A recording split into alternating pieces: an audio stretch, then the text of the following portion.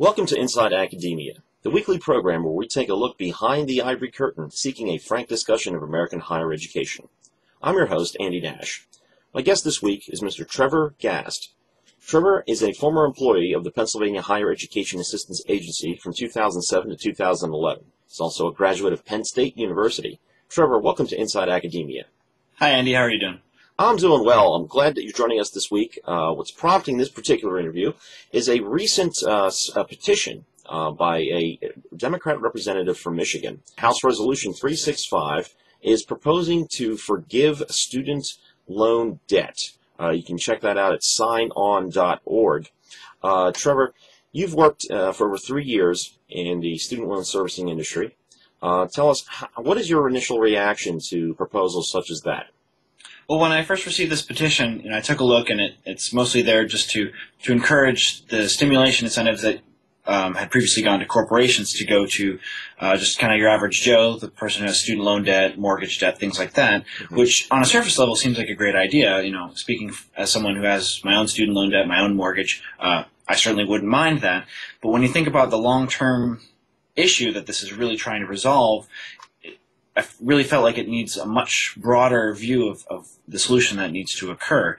You have to account for a lot of different elements of the problem that, in the economic struggle that we're seeing right now that a lot of people are facing. The first and foremost of that, at least relating to student debt, is that the cost of higher education is much, much higher than it ever was in the past. You've got students coming out of school with $20,000 to $30,000 in debt. Or more, and a lot more actually, especially if you're going on for graduate or doctorate degrees. And so when I see this petition, it's really just like putting a Band-Aid on a much bigger problem. The Obama administration announced a plan just this past week to try to forgive student loan debt for students paying, or former students that have tried to pay after 20 years.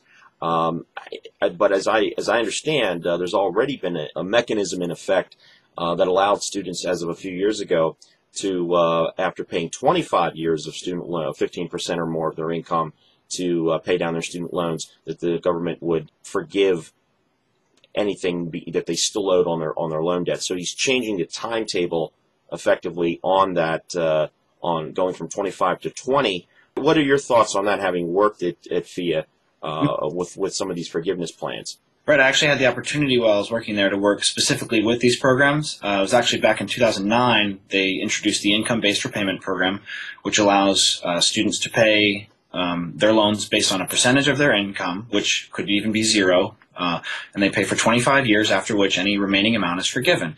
That process will then start in 2034. This newer program is actually part of the legislation that eliminated the federal family education loan program and switched all the lending to direct lending, all through the government now.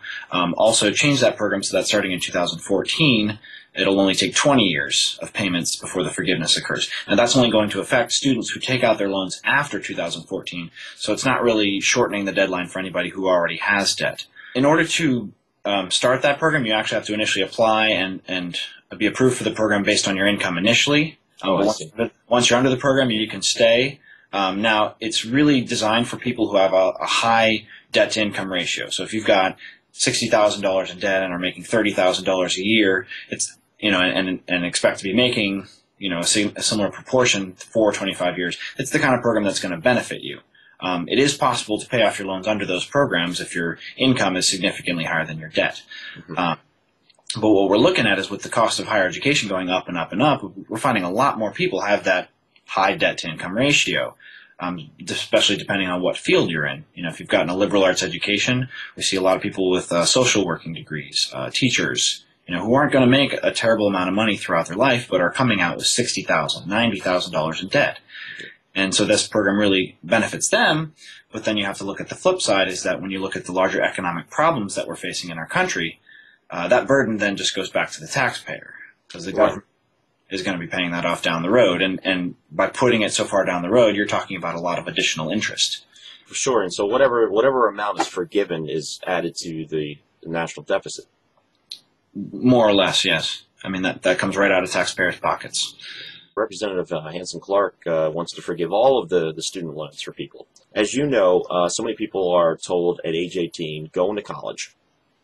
It's the ticket to success. It's the only way to get any kind of a decent middle class lifestyle of any kind.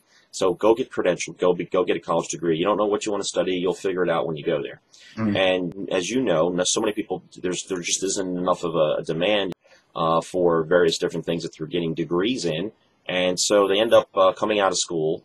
So many people in the first several years of graduating, getting a job that required no degree or has absolutely nothing to do with whatever they studied in school.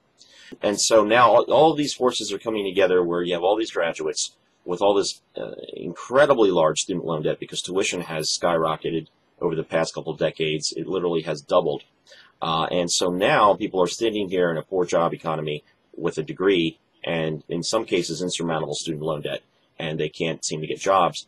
And it only stands to get worse because this trend isn't changing at all. And so, but even if we were to forgive the debt for all these people, then what happens to all the people that are starting college now? 4 or 5 years from now, they come out and they're in the same boat, except they've got more debt because they had to take out more loans to pay more tuition.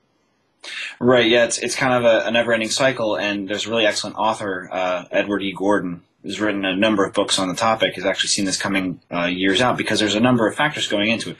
One is that, like you said, there's this huge societal push to say you need a balanced secondary college education. So we've got more students going to college than ever in the history of the world.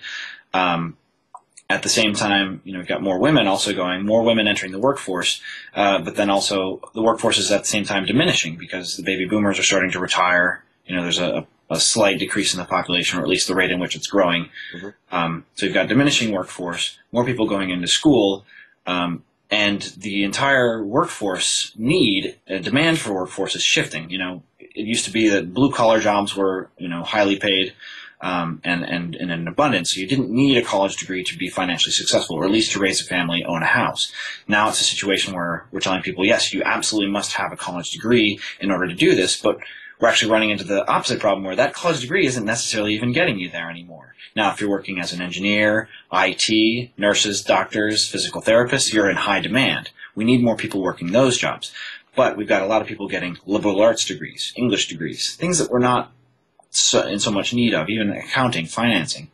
Those fields are starting to diminish as well. So that 4-year degree, which we put so much value on, which has pushed the financial value or the cost of it up. Universities are charging more and more and more because more and more people want an education. So we've turned kind of the future of our workforce into this business. How much can we charge? And then on top of that, so you've already got a fairly elastic demand for education. On top of that, the government comes in and says, we're going to subsidize that. We're going to give you loans, all the loans you need to get that education. So that makes it even more elastic. So we've got everybody wants an education. Everybody can get an education, but nobody can get a job.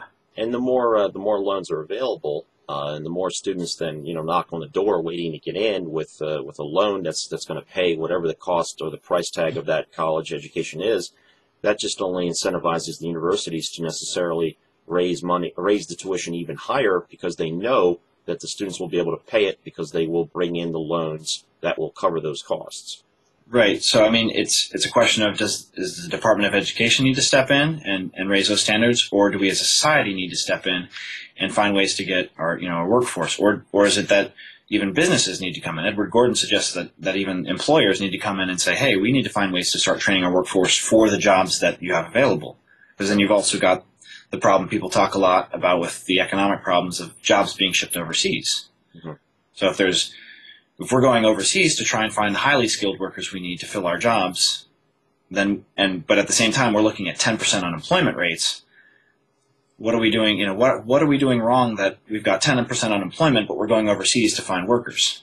Now, it's not surprising, some many would argue, that any type of a forgiveness of student loan debt scheme was going to come about sooner or later. Where do you foresee it going moving forward? You went to Penn State University, as I did as well. Just recently, they were talking about how their enrollment is up to 96,000 students throughout their entire system, throughout all the campuses. Many universities their enrollment numbers are actually swelling as well, and their tuition is only going up. And so that means more people with more loan debt on the average. So in the next 5 to 10 years, you can easily project there's going to be a whole lot more loan debt. I don't know what the job outlook will be, but if it's any worse than it is now, then that means more people are going to be pounding on some door, signing a petition somewhere, asking for more forgiveness. How do you see this playing out? It's hard to say because, I mean, with the economic factor is probably the biggest factor in that. I mean, you're talking about almost $1 trillion in federal student loans right now. You know, at the same time, they're talking about forgiveness and trying to bring the rates down. If education keeps going up, you're going to see more and more students in a situation where they just have more debt than they can handle with a degree that isn't really getting them a job. Now, if you know, the economy starts to find other ways to turn around and you know, more people are finding jobs, the unemployment comes down, that's going to alleviate a lot of that stress. But on the other side, if it doesn't, you know, we're already seeing default rates going up and up and up because, you know, the students aren't finding the jobs they need. They're more and more defaulting, which puts more stress on the government because they're subsidizing all of that. So you're talking about $1 trillion in student loan debt that could quite easily go astronomically higher. It's already, you know, doubled, you said, I think, in the recent years.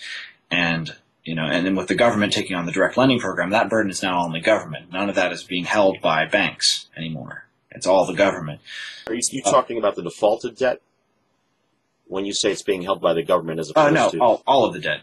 Oh, all of the debt. Okay, because as from my understanding, the banks lend it out, and it was a federally backed student loan. Right. So the federal family education loan program, which is the original program, the banks were holding the debt, creating the loans, and the government was backing that up. If it defaults, the government pays it. But starting 2 years ago now, they switched to just direct lending. So all new federal loans are going through the government, which means the money comes straight from the government. Already? Already. Okay. That's already occurred. Now, there are still loans in existence that were already made, held by banks, but the government is consolidating a lot of those loans. So even those loans are migrating over to the direct lending program. Oh, I see. More and more of this debt is shifting to debt literally owned by the government. I see. Some people have kind of marked it as socialist. Not necessarily true when you compare it to other programs that the government is involved with. Sure. But it's still a lot of debt to be held by the government. And if you go and get a loan today, then that's coming directly from the government, obviously. Right. If it's any kind of federal loan program, it's coming straight out of the government's pockets. And then you're paying it back to them, of course. Now, in theory, if everybody pays back their student loans, that's a great moneymaker for the government. There's no debt burden to the taxpayer because the program pays for itself. Right. However, when you're backing all of that and forgiving it and talking about more stimulus to forgive more and more of that loans, then the business really doesn't add up anymore. Sure. It just becomes a lot of money that the government has tied up. Well, that's right, and that's when the government's going to step in, being the same entity that gives out the loan and also tries to collect the loan, which is not what it was in the past. Right. That scenario now leads to the question: well, will the government then inevitably decide ahead of time, proactively, who's going to go to college and who is, and on what basis, and who's going to study this, or we need so many doctors, or we need so many engineers, or we need so many nurses, or so many of these people are sociologists. Right. So it's very true, but that's the problem is I don't think the government will get to that point where they can ever say that.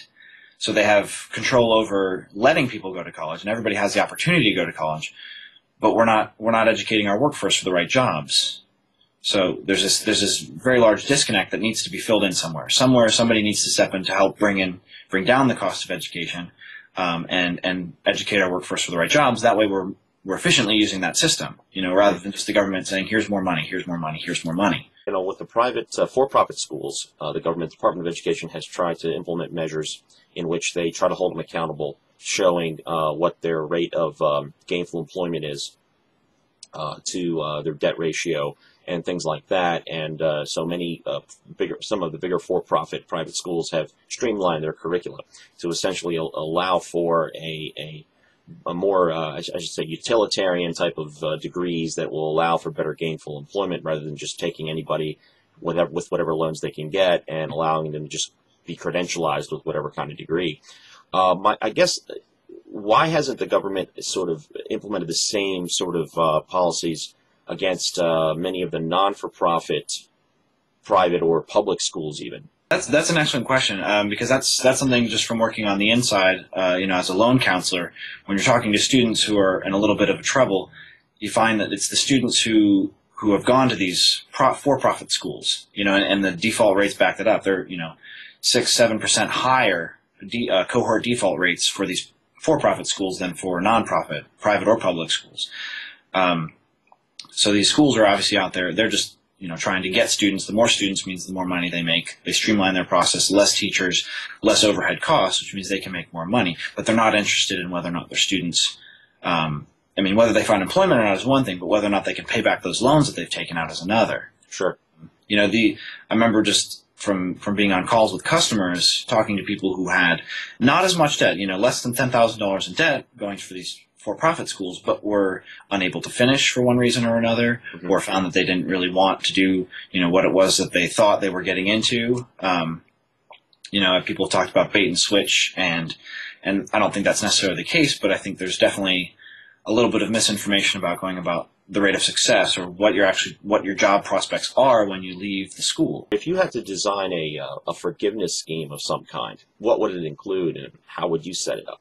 That's tricky because so much of the problem isn't really on the student, it's on the schools. I'd be more interested in finding ways to connect the employers, the hiring bodies, to the schools to help bring down the cost of education, and also to encourage students to engage in majors and studies that are going to help them find a job that's not just going to help them financially, but also help the economy and help United States employers, keeping jobs here. If we can make that connection, then forgiveness isn't really an issue, because we'll be talking about having students who don't need the forgiveness because they have loans that are manageable, first of all, but also have employment that's going to take care of those loans no problem. That's the way the system was designed to work. Sure. But without that connection, it's this plethora of students with an overwhelming amount of debt. But that's on the proactive side going forward. But for all the existing people that have debt, and for the foreseeable future, there's still going to be a lot more coming with more debt. How do you react to those people? Well, there are a couple other forgiveness programs that have existed over the years that did kind of the same thing. They were proactive but also reactive, in that they required you, first of all, to finish your degree program, but also to be enrolled in some type of degree program or employment that was something that was in demand, things like teachers and nurses. I believe those are two programs that still exist. You're eligible for forgiveness for being one of those things, because we need more of those teachers, and we want to encourage people to stay in those fields, because it helps society, it helps things like that. And it's a way of giving out the money that it's not just a handout. We don't want to encourage people just to continually go to school because the money is there and it will be forgiven at some point. We want people who are going to finish a 4-year degree, get a job, and be an active member of society, and be able financially to pay off their own loans as best they can, and then just take care of what they can't handle. I want to thank you again, Trevor Gast, for joining us here today, former employee of the Pennsylvania Higher Education Assistance Agency. Trevor, thanks for joining us on Inside Academia. Thanks for having me, Andy. This has been InsideAcademia.tv. Please join us again next week, as every week, as we take you for a look behind the Ivory Curtain.